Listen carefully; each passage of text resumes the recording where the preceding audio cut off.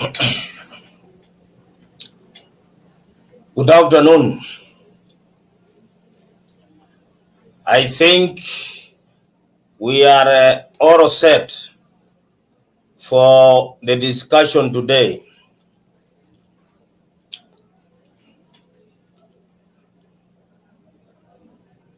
The questions are already on the screen, and we are ready to start the discussion. There are two ways of responding to questions. One is by typing the questions and then the responses, and then I display them online. Number two, you can opt to join us in the studio so that you speak and explain verbally instead of writing. So you have the two options. Option number one, commenting via text online. Number two, you have the option to join the studio, and then you comment verbally.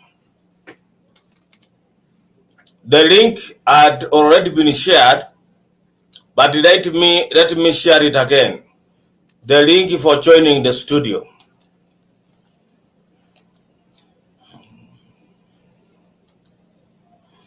This is a pure discussion. No one is going to lecture anybody. We are going to discuss the 80 questions and even more.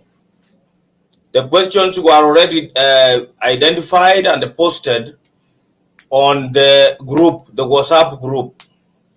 So I believe that we are all prepared to carry out the discussions. I can see that CPA Raymond from Uganda, IICFIP, Raymond from Uganda has already joined.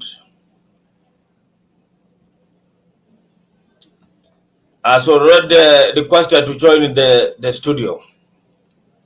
So question number one, let us go to the discussion straight away. Question number one, in some cases, an interviewee who gave oral consent to record the interview and while in court deny giving this consent and thereby alleging that whatever he or she said was under duress. How can the interviewer convince the court that the interviewee who happened to be a culprit lied? That is the first question. Who is responding?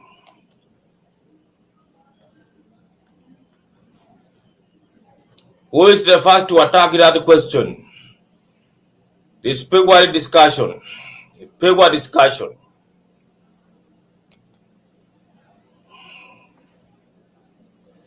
Welcome, CVIP Raymond from Uganda. How are you? Fine, sir. Hello? Hello?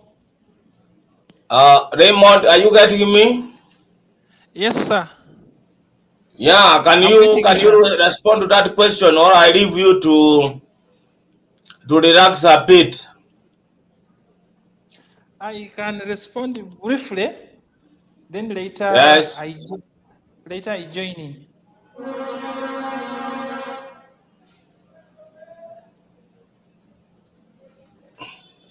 Question, can I display it again? Yes, sir. Yes, it is fine. Question number one, you can now respond. Okay, thank you, President. the viewers and the listeners. I'm CFIP Mut Raymond from Uganda, and I'm going to respond to the question briefly, and I will join in the main discussions at a later stage. The question is saying, in some cases, an interviewer who gave oral consent to record the interview and while in court deny giving his consent, and thereby alleging that whatever he or she said was under duress. How can the interviewer convince the court that the interviewer who happened to be a culprit lied? So my approach to this question is, I'm going to answer it from the practical part. So I will be guided. I'm on the practical part, how it happens.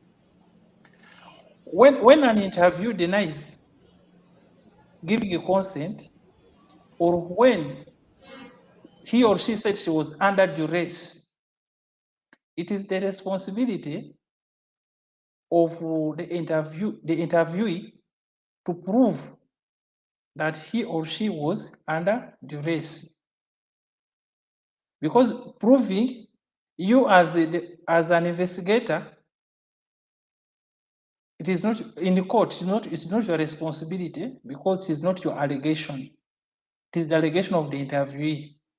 So you should state under what circumstances was it a duress? Was there a gunpoint? If it was not a gunpoint, what type of duress was it? Actually, this question is not for the investigator to answer. It is for the one who is alleges, and it is a discretion of the court to decide whether the interview has proved the duress or not. Mr. President, I hope for now, then first give opportunity for other members to give their views. Thank you very much for your brief response to that question. What I would say is that in the interview room, the interviewee is not supposed to be alone. Now, I'm commenting from the side of the interviewer. If he is supposed to respond to this question or defend himself in a court of law, in a case the suspect or culprit has tried to give some allegations of being forced to give consent for recording of the interview. This is how you will defend yourself. When you are in the interview room, you are not supposed to be alone. To not at any time and be alone in the interview room. Have a witness, and this witness should be your co-interviewer. Your co-interviewer should be in the room, and this will be your first witness that you did not force or coerce the culprit to give consent to the recording of the interview. And the advice is that never accept oral consent. Oral consent is not acceptable. When we were doing interviewing, we said that the consent to do the recording must be in writing. Must be in writing, and the interviewee should be the one to do the drafting, the writing, and then he signs the consent. The consent should be about 2 to 3 lines only. You do not need so many words to consent to something. They can be even 1 line and then signature. Then it will be very hard for this culprit to convince the court that he was not able to read that one line before signing, even if he was under duress. The charge, the presiding judge or the magistrate will put him to task. Cases in the court is not a laughing matter. You cannot go there and lie openly to the court that you were under duress and you signed against one sentence. You can be listened to if the duress, the signing under duress involved a whole page or several pages. That is where that's when you can say that you were under duress. And if you cannot prove that you signed at gunpoint, then you are going to prove yourself. That is the culprit. It's going to prove herself or himself as a liar, an outright liar in a court of law. So I rule out oral consent. That is out. When you are recording an interview, do not accept that. Let it be in writing. In fact, it is what is required is express consent in writing, not oral. That can easily be denied. I think the others will come on and contribute to this. IICFIP, Raymond from Uganda, commented from the side of the interviewee, and I have also commented from the side of the interviewer to defend himself in a court of law in the case he's taken to task, to explain why he extracted or elicited oral consent from the interviewee to record the interview under duress, by force, that is. I think Oyeb Itaya is satisfied with the question. If not, put the text down. If you have any comment on this question, put a text. If you have any further question seeking for further clarification, also text. I'm here to take your question and display it on the screen. I would like to welcome IICFIP Manyoni Kenneth from Zambia is in the room, and then we have Hans Peter Kirumbi from Tanzania is in the room, and also Clinton Odhiambo Onyango is also in the room from Tharaka University. The rest have not indicated their presence, but they are there. Let us move to question number 2. How do you ensure the integrity of the evidence you collect through forensic investigative interviewing is credible and reliable to prove or disapprove the matter of issue? That is Kimola from Tanzania. I don't know whether Kimola is in the room. Kimola, are you in the room? Can you raise up your hand by texting your name? This question was asked by Kimola from Tanzania.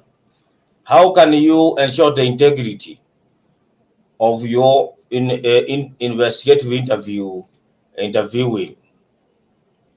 Integrity of your investigative interviewing evidence and the reliability.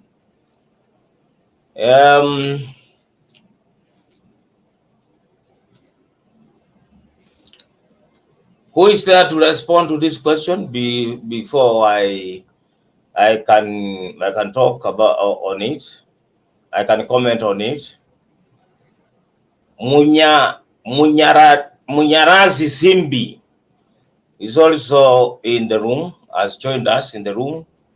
and also Julius Maroa, CFIP Julius Maroa from Migori County, Kuria West, is also in the room. Who can attempt a response to number 2 before CFIP Raymond from Uganda can comment on it, and also myself, before we move to question number 3. We have 88 questions to discuss. How can you ensure the integrity of investigative interviewing evidence, and also ensuring that it is credible and reliable? Who is ready to comment? This is very bad. For those who are in the room, this is very, very bad, because we indicated that we were discussed this question and they were published on the group, and we made it clear that it was to be a discussion. So as investigators, you were expected to have investigated, you are expected to have investigated these questions. What I mean is that you must have, you are expected to have carried out research on all these questions, so that when we come here, we do a discussion. And this discussion is what will make us understand the issues involved, the issues raised by these questions better. So when you come here, I expecting to be lectured, and the notice for discussion was given, and the agenda given. It is very bad for investigators. This is not very good. Let me give FCFIP Raymond from Uganda time to try the question, to respond to the.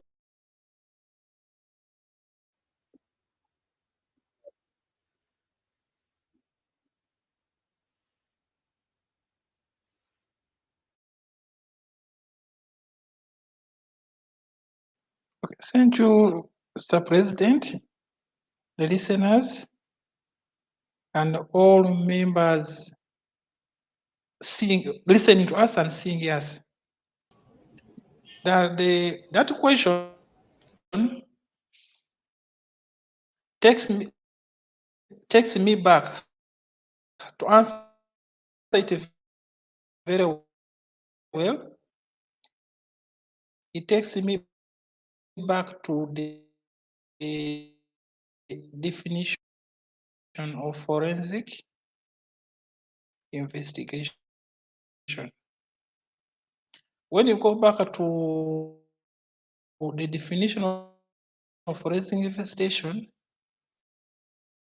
it talks about systematic collection of information and data.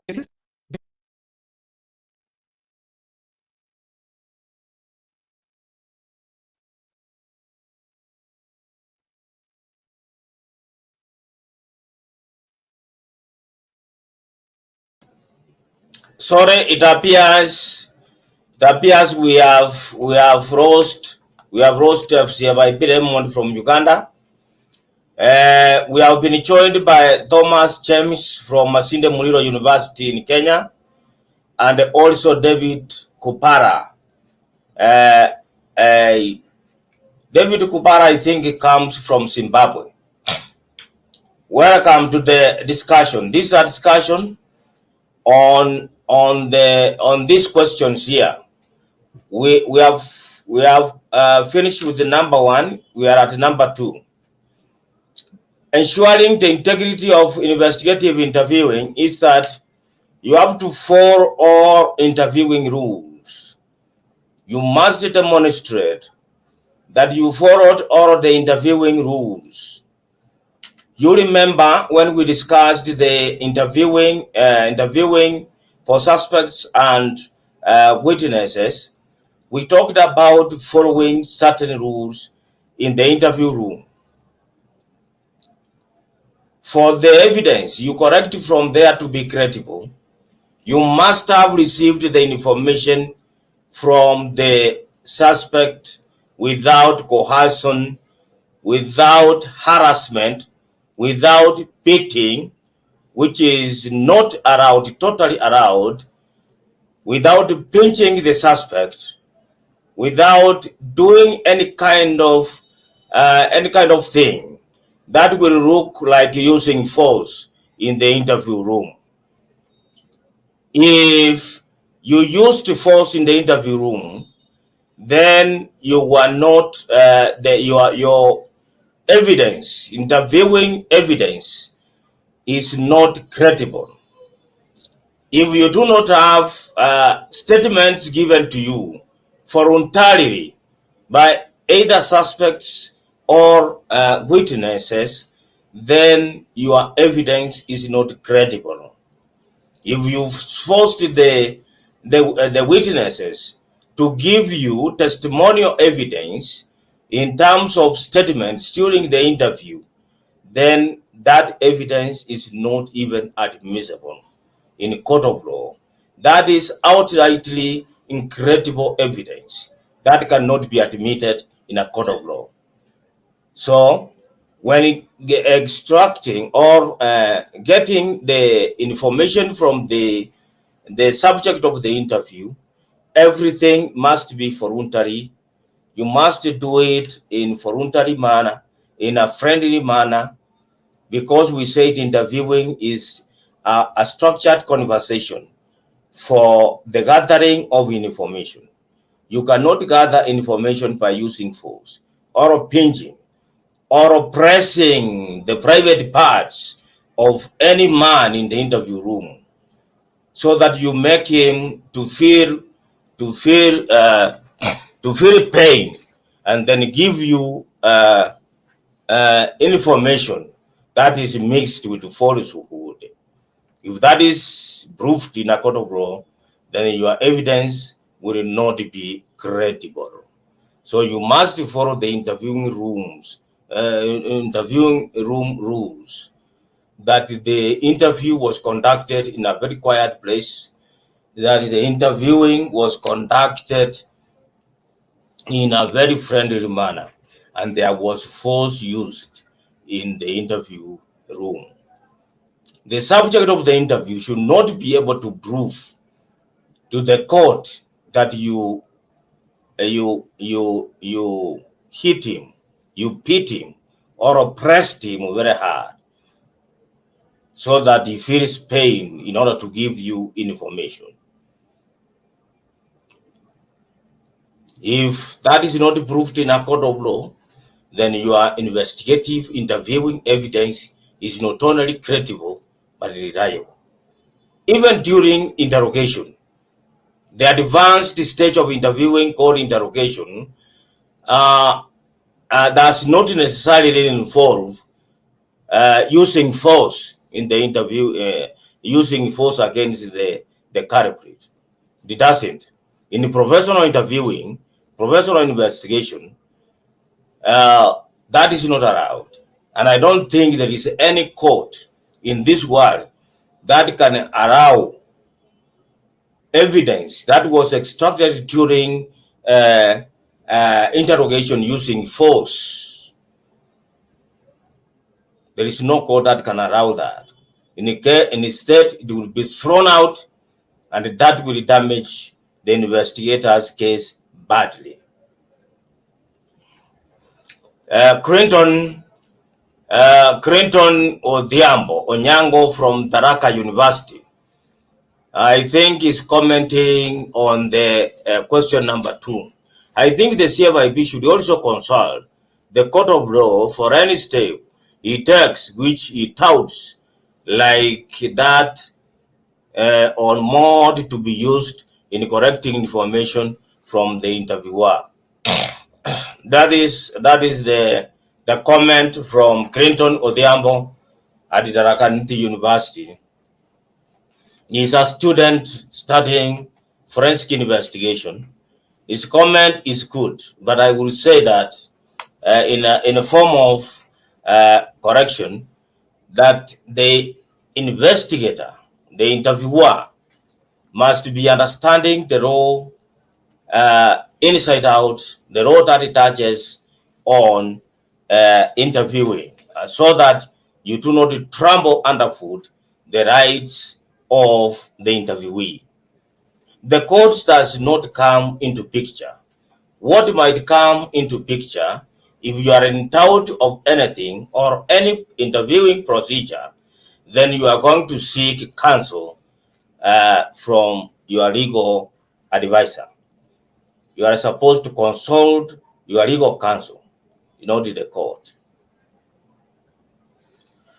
And then Munyaradzi Simbi from this, I think, from Zambia, he's saying on question number 2. This is what he's saying. I don't know. Let us display it and see whether it is a question or not.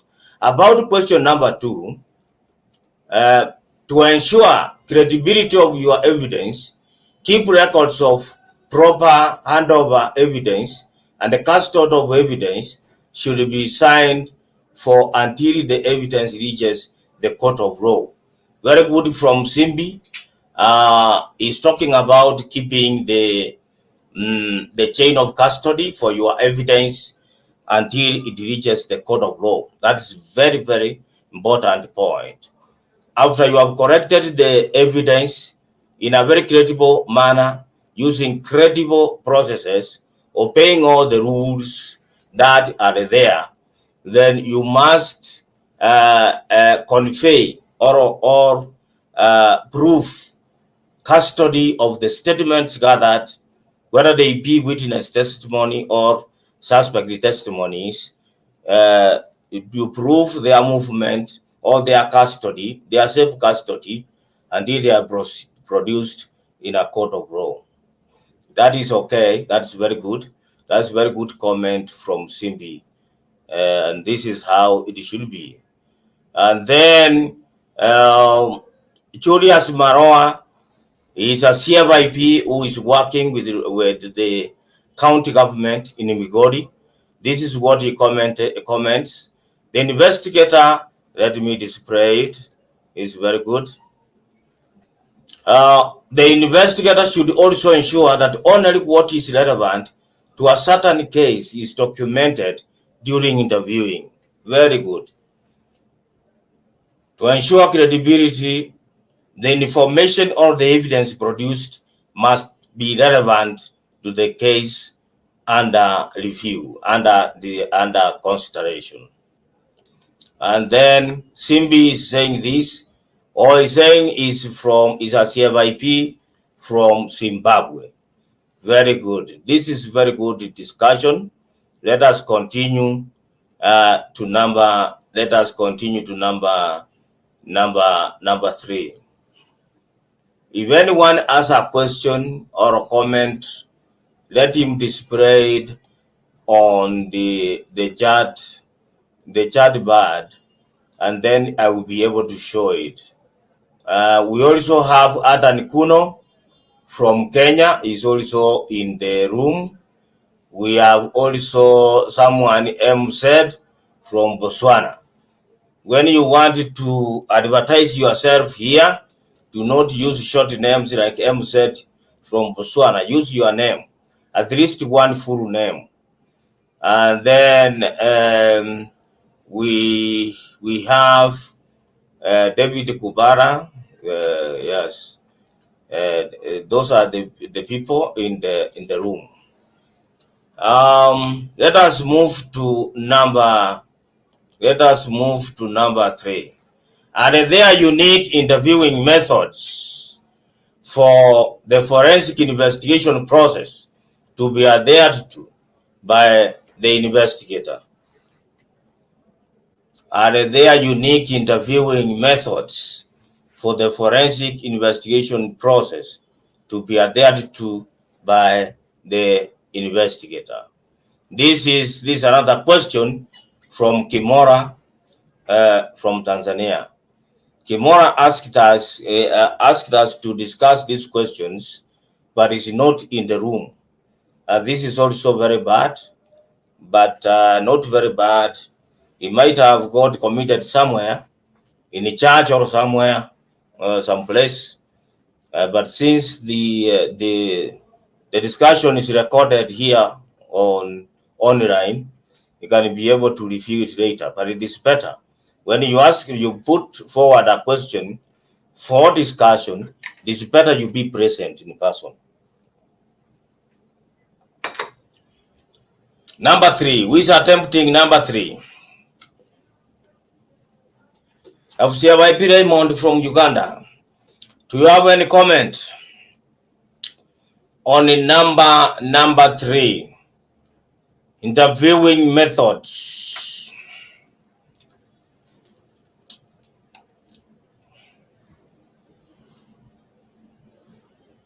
Then I join. I'm seeing a lot of CFIPs online. Yes, we have a lot of professionals online. They should be able to speak, because we displayed these questions in advance, and they must have carried out research. And if any of them would like to join the studio, use the link I displayed. Let me display the link. I had posted the link here. Use that link to join us in the studio, so that you talk instead of writing. We have the link here online. The link is there. That link, use that link to join us in the studio, so that you comment by speaking instead of writing. Typing sometimes is not easy.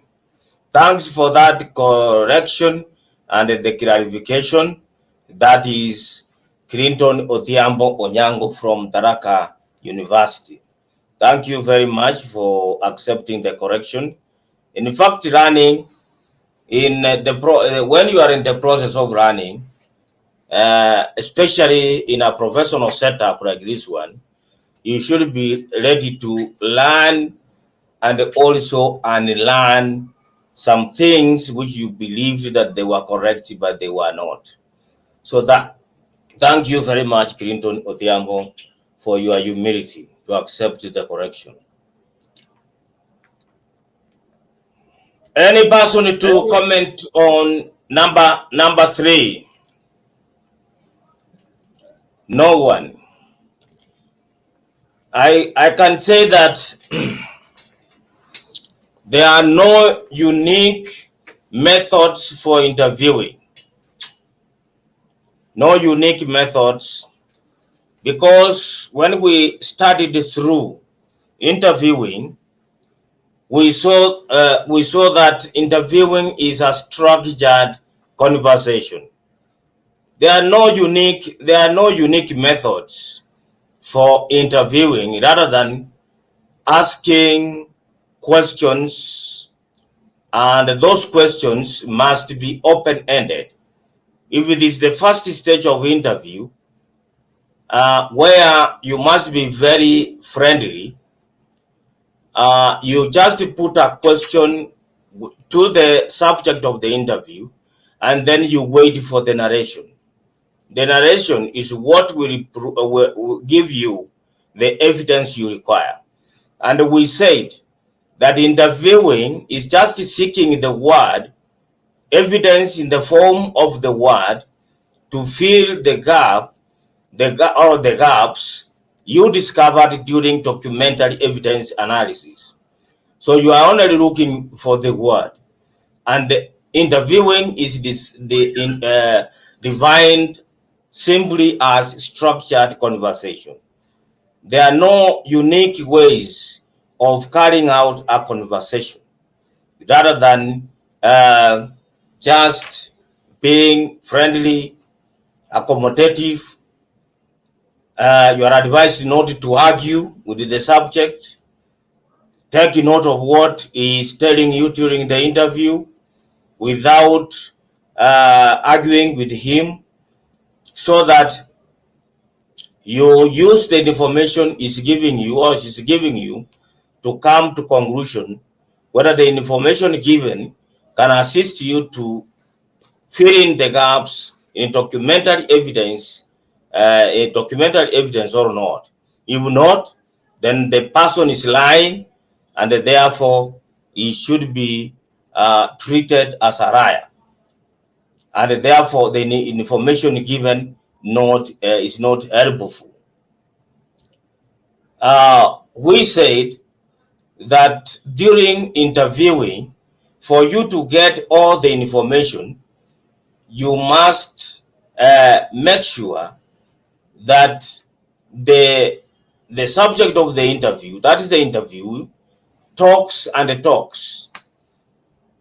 Your role is to ask questions, and these questions must be based on the gaps you discovered during documentary evidence examination. So you put a question and then listen to what the person is telling you. And you do not just listen, but you listen actively, noting every point, and not just the point, but also the body language, because the hints given by the body language may indicate that what the person is telling you is lying. So you just indicate in your note.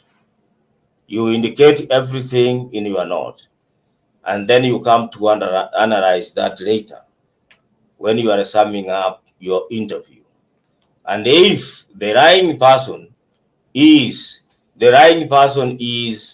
a suspect, then it becomes a subject of interrogation, so that you talk about the lying, the false statements during interrogation. That is when you can prove to the subject of the interview that he was lying.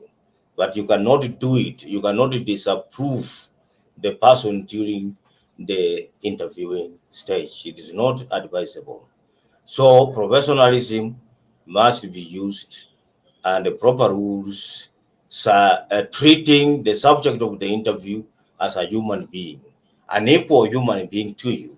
That is why when we were talking about interviewing, we discussed rapport building. Rapport building is trying to find a common ground with the subject of the interview, so that the person feels that you are equal to him or to her. You are not so superior. You see, you are there for the good of every person, including himself or herself. That is what the rapport building is all about, and that will enable you to professionally come up with a good interview that will assist you in your investigation. Someone is talking about, let me see. Someone is commenting. Anisam Bwana from Malawi has joined us. Very good. Welcome. And then we have Julius Maroa commenting on question number 3. That is the comment. I believe no method is unique to every case. The investigator should also devise new tactics or modalities to each case, since the fraudsters, we are told, are much advanced in the way they commit crime. It's talking about creativity. There is no fast rule, fast and a strict rule in interviewing, but you must be professional in carrying out your interview, and also you are allowed to use creativity so that you are able to overcome the tricks of the person under interview and get the information you require. And then David Kubara is commenting this way. He's commenting on question number 2. Fingerprints cannot lie, but liars can make fingerprints. To ensure the integrity as an investigator, you should make sure that evidence collected is safely collected and kept confidential. Thank you very much. That is a very good comment on number 2. I think you have noted that.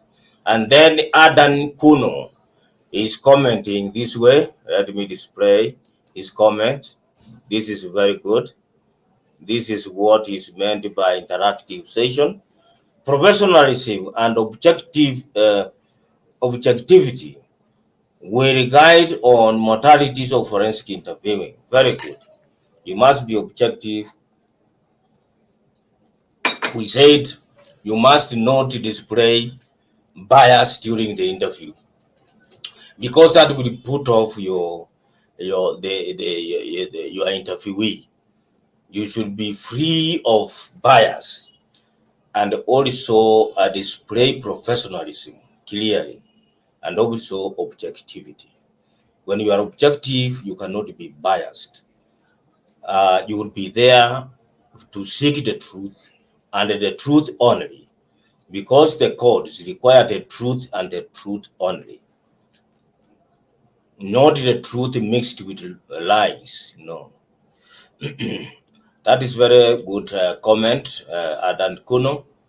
Let us now proceed to number 4. If you have any comment on any question, you can just post it online, or you come to the studio using the link I gave you, and then you talk to the audience. Number 4. Let us say you have been hired to offer forensic services. As part of evidence gathering, you conduct interviews with employees.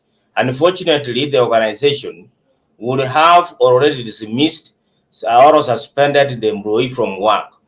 And on inviting him or her to an inquiry interview, he or she tells you that I am no longer an employee of that organization, and he or she refuses to divulge any information to you as the forensic auditor.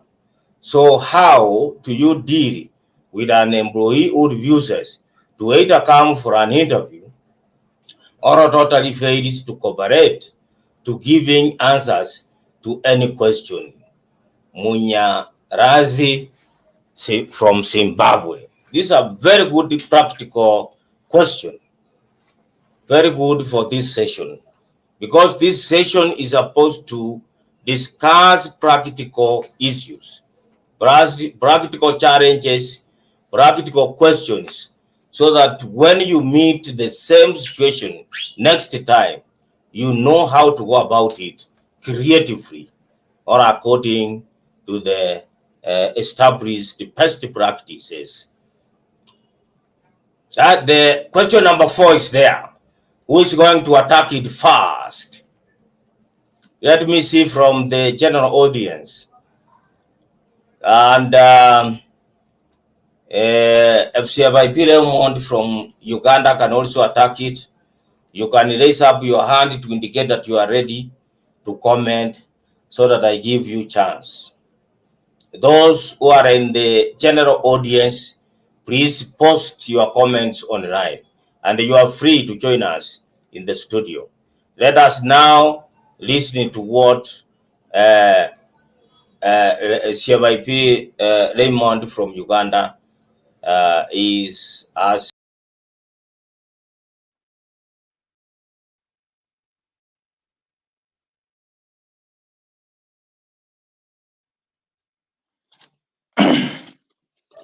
Thank you, Mr. President. All viewers and listeners online. Also, Mr. President, it is very unfortunate that last time we had discussed that let us, all of us, be participative for the better of the profession. Now back to the question. In such instances, you as a professional investigator, you are supposed to engage the employee as a neutral person who is trying to find out the truth. Because sometimes when an employee has left, sometimes they become violent, non-cooperative. But once you give a good introduction, that for you are a neutral person about finding what really happens, the employee might come out. But there are some instances when the employee, him or herself, knows he's a culprit. When you convince, he or she may not come out. Sometimes, practically, what do? We engage, must be suspect, and the case must have been maybe reported at police.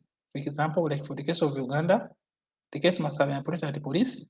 What you do as an investigator, you liaise with the investigating officer from the Uganda police force, and when that employee is reporting on his or her bond, you take an opportunity to go and interview. But you go with a neutral ground. Once you use some professionalism of showing that you are neutral, and from your previous conduct, when you're investigating maybe at the employee premises, you showed that you are neutral, the employee will cooperate. Thank you.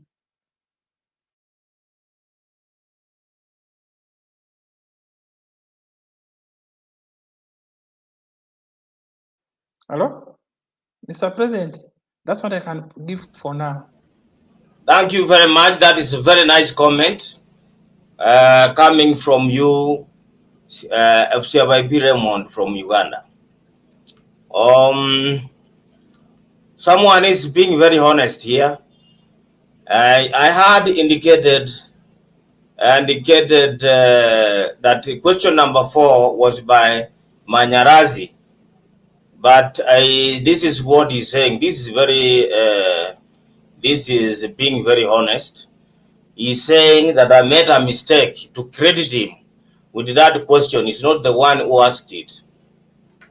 I'm going to find out who asked this, and then I will make the correction. Thank you very much for that. This is what is required from professionals. Thank you. So number 4, FCIP Raymond from Uganda has tried to respond to it, and that is very, very good. I would also allow who is this? This is Cornelius Mokesani, CFV and CFIP. He's saying, in the event of a dismissal, I think, let me display the response, the comment. That's what he's saying on question number 4. In the event of dismissal, I think the organization doesn't have jurisdiction over the employee insofar as the interview goes. And therefore, the organization cannot help. That is my comment now, adding on what Cornelius has said.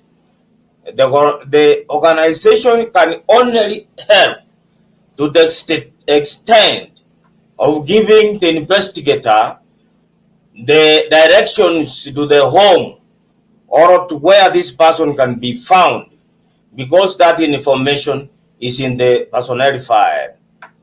They can give telephone number, they can give the identity of that person, they can give the photo in case that photo is going to be used to trace this person and compel him to come and answer a few questions, or they can assist in directing you to where this person might be found.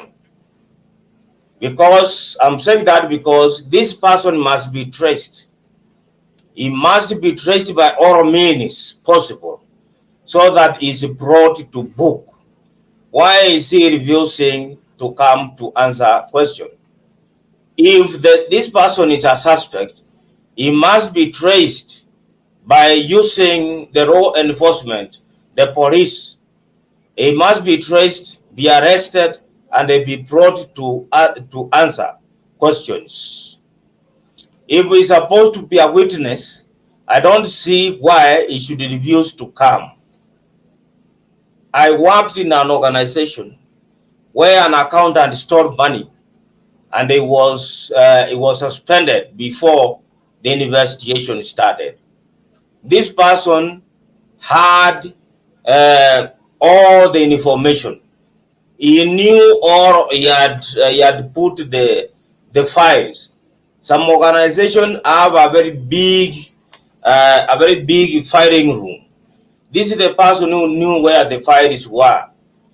When the investigators found that it was very hard for them to extract any information, they requested the organization for information on how to contact that person, and the organization agreed to send a person to go and look for that person in person and requesting to come back to the organization to answer some questions.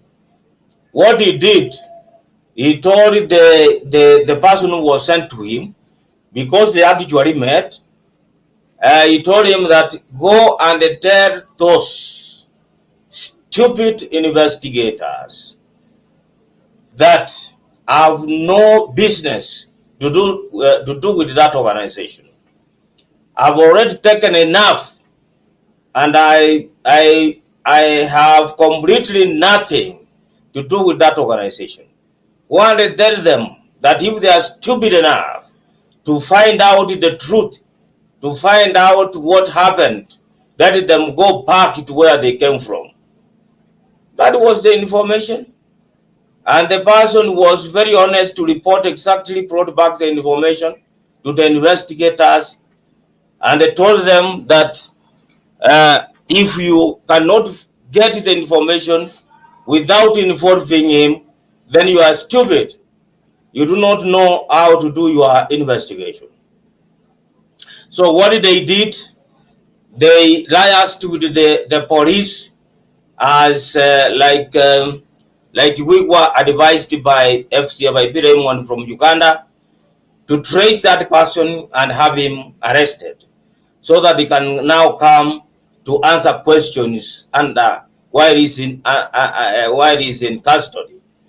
They traced him; they could not get him, and it is true he had defrauded a lot of money, and he was at large, so he was able to hide himself until the investigation was over.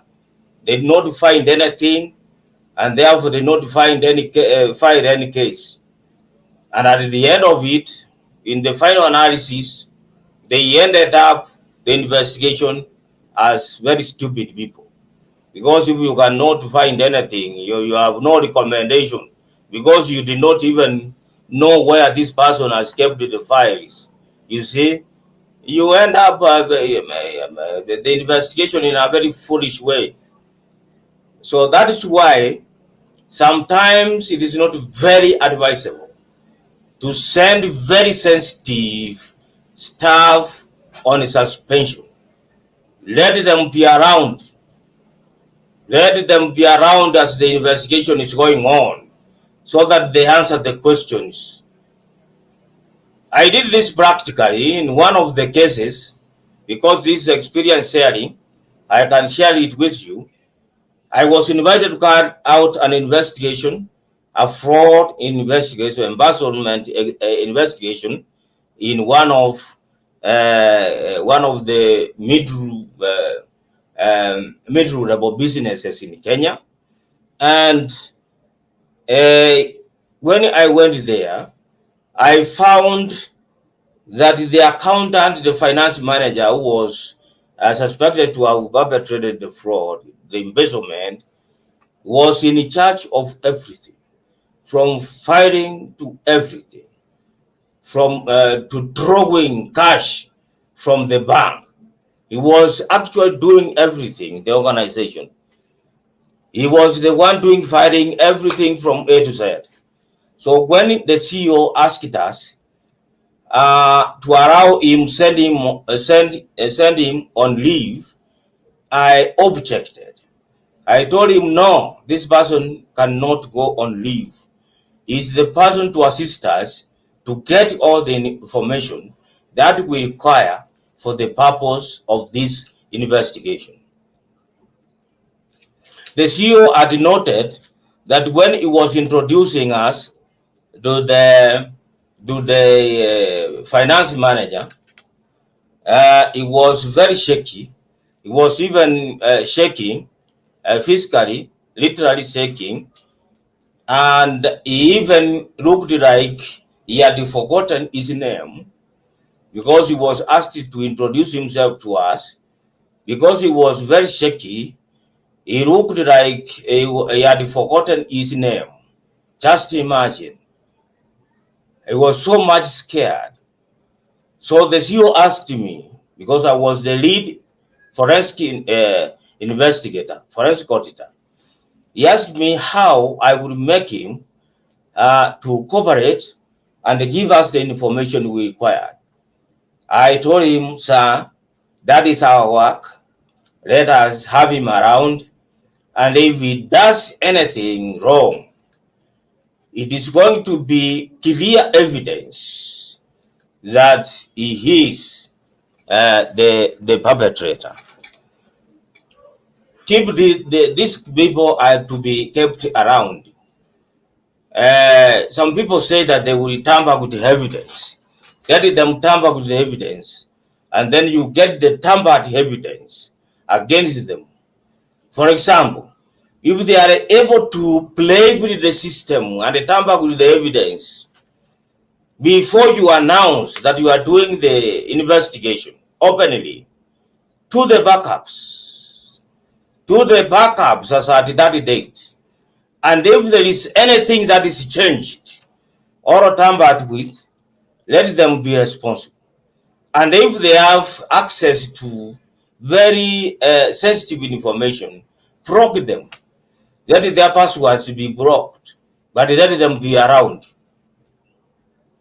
It will make investigation easier. This has been proved practically to be the case. Instead of suspending them, and then you try to call them back, and they are guilty, they cannot come, and you will have to complete that investigation without them. That is what I can advise to the person who asked this question, that please, if you find that case and this person refuses to come, the police cannot be able to get him to come and answer questions, wind up the investigation without their testimony. And if they are found to be the principal culprits, who are most likely to be guilty and therefore to be accused in a court of law, then the prosecution will have a very hard exercise, a very hard, assignment of looking for them. And if they cannot get them, then there will be no case. If you try to trace a suspect, a principal suspect, and is nowhere, he is completely at large, the case stops there. If he's the only one, if he was there, if he was an accomplice, and the others are there, then they will be charged and be imprisoned without him. That is what happens. I would let me look here to see who is there to speak. Maloa is trying to speak, and then there is Thomas James is trying to speak, and then there is Munyaradzi. Simbi is trying, he wants to comment, and then we have Handsome Bona who wants to comment. Let me display the comment of that is what he says. If the person is not willing to come and provide information, as an investigator, you respect the right of the individuals. If it is a suspect, we will try to trample under his under his rights by having him arrested. Thank you. And then we have handsome. That's what he's saying. If the person is not willing to come and provide, no, this is what I said. We have Simbi saying saying this: by virtue of law, the employee is not obliged or compelled to cooperate with you since he is divorced from the company. At law, he is already the hostile witness and cannot be relied on. Yes, badly, but if he is a suspect, we have to try and bring him to book very seriously. And then we have Thomas James. However, the respondent several opportunities to participate, noting that you would prefer to have the benefit of the evidence, but the investigation will continue with or without his participation. Very good, very good. This is very good comment. And then there is Julius. Time is up. There is this Julius Maroa. This is what he says. But I think under the agency law or theory, there exists contract between the employee and the employer before dismissal, and therefore the employer can't deny to help in an investigation process. They do help, and they must help. Yes, thank you very much, Maroa. This is a very good discussion. An employee who is on suspension remains under governance of applicable policies and the law of the organization, and in many organizations, employees are compelled by policy to cooperate with the inquiry. Even if he is summarily dismissed before the investigation, he must come back to answer questions, either voluntarily or under arrest. Under arrest, he must be arrested. There is no joking about it. Then there is failure thereof is tantamount to a misconduct which normally has a corresponding punitive measure. And then there is David Kubura. If under suspension, he is still under the company employee contract, so he won't reviews. But if the company terminated him totally, then you can carry out the investigation without him. That is a nice comment.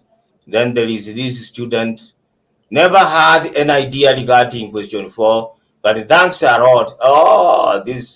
The student is saying that he has learned from your sharing of experience. Thank you very much to note that you learned. Thank you very much. Time is up. Thank you very, very much for participating. This has been the most highly interactive discussion. We had 8 questions, meaning that we have remained with 3 questions. I will request for more questions so that next week, part 1, we have another session. This is the way to go. This kind of questions assists us to share experience, to share practical experience. Investigation is a practical profession, something which you can study, pass your exam, get certified, and then you go to do it practically. This is not theory. This is a practical profession, and therefore, when we share like this, you get to understand. You become an experienced, decisioned professional like others. And if you are invited to carry out an investigation, you can carry it and complete it like a professional. Thank you very much. The time is up.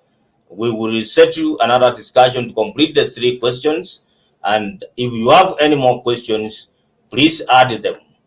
It is not a must that you ask a question where you have a problem. You can ask a question to assist others to learn. You can ask a question to assist others to learn. Or you can ask a question to give you an opportunity during this discussion to share your practical experience to others. Thank you very much. I've appreciated your participation, and may God bless you. Enjoy the rest of the time. Bye-bye.